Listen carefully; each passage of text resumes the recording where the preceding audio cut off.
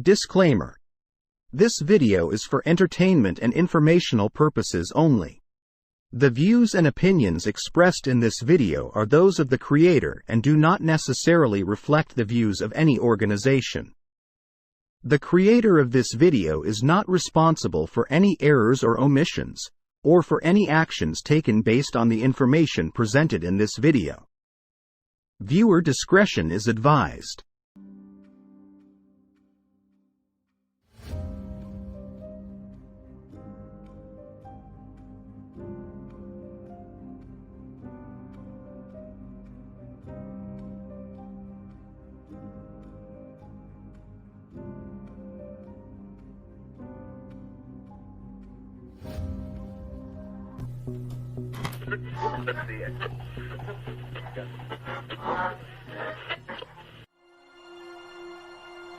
I jumped out of the way. I said, "Oh my God, this plane's going to crash." This thing came right across, north to south.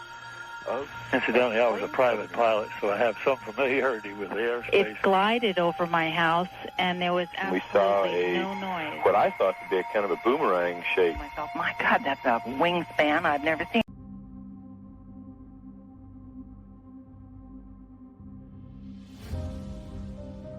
Many confirmed and unconfirmed pieces of information indicate that some unknown forces and technologies have been affecting humanity with increasing amounts of anomalous phenomena in the past. This also suggests that humans are not alone in the universe, and these forces have shown interest in us. Their presence has reasons, and their existence will become increasingly transparent in the future, until they are fully exposed to the public. However, it is unclear how long this process will take, and in what way they will be revealed. Obviously, there is a very powerful secrecy mechanism at work here, which has been activated since the 1940s and has kept us from capturing much information. Today, we look at a brave whistleblower who may allow us to learn some secrets that we should not know in advance.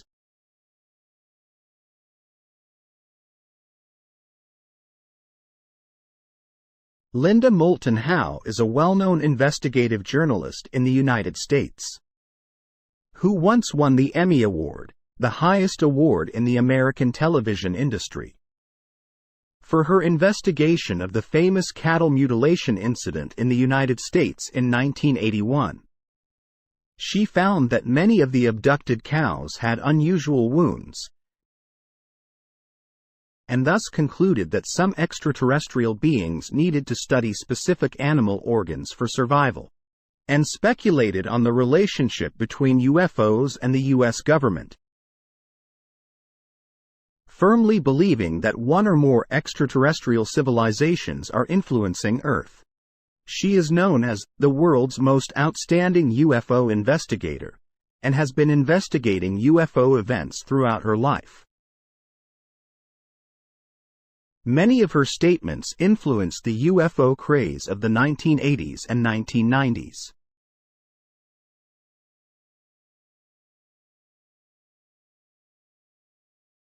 In 1998, Linda brought a witness named Agent Cooper to participate in the Coast to Coast AM radio show, which is a famous late-night talk show in the United States that covers various topics, but the most common and popular theme is about supernatural phenomena or UFO conspiracy theories. Linda introduced this witness under the pseudonym Agent Cooper. The witness claimed to have obtained a lot of information about extraterrestrials and related extraterrestrial technologies during his career, and was willing to disclose it in a series of subsequent programs. However, after the first episode was broadcast, Agent Cooper received a warning to immediately stop contact with Linda, otherwise, he would face the consequences. As a result, the subsequent episodes were not aired, and no one knows what information this person was going to disclose.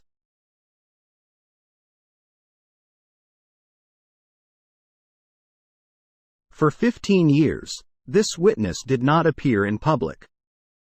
It wasn't until 2013 that the witness, who goes by the name Agent Cooper, decided to tell his story once again. Due to security reasons, he did not choose Linda to be interviewed, and instead accepted an interview with the famous UFO writer and investigator, Richard Dolan. This was Cooper's first public appearance. The interview took place in a room at a retirement home, where people learned that he was an elderly man nearing the end of his life. Cooper began by saying that he had contracted severe kidney disease, and his kidneys only had a few months left to live. His body was weak, and he could barely speak, his voice hoarse. Richard Dolan asked him to start with his military career.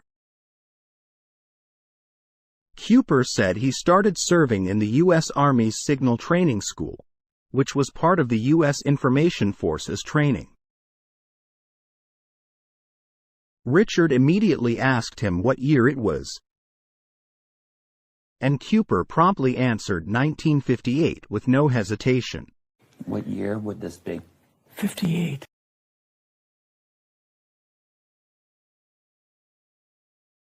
At this signal center, Cooper took courses in wireless telegraphy and typing, encryption, and more. We can actually find these courses on the center's official website. After completing the courses, the school listed the top 5 students, and Cooper ranked third. He was then hired as an instructor for the course. Due to his outstanding performance, after a while, his superiors approached him and asked if he wanted to make some extra money. He said, of course, he would. Eventually, he learned that the extra money was for some unusual work. His superiors said they would apply for the government's highest civilian clearance, Q clearance, for him. This work was for intelligence personnel in the CIA's Eastern Division. 6 weeks later, he passed a series of reviews and received a CIA work card, which was equivalent to an ID card. Of course, the names on the card were not their real names. He then participated in the Project Blue Book.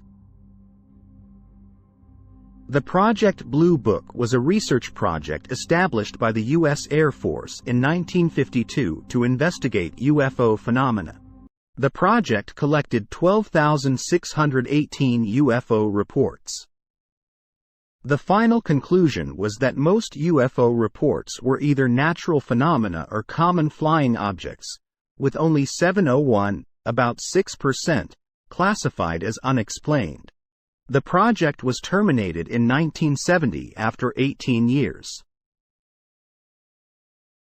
Some of the reports can be obtained by the public through the Freedom of Information Act, but the names of people and all witness information have been erased. We know that the CIA is an intelligence agency, but what is its relationship with the U.S. military?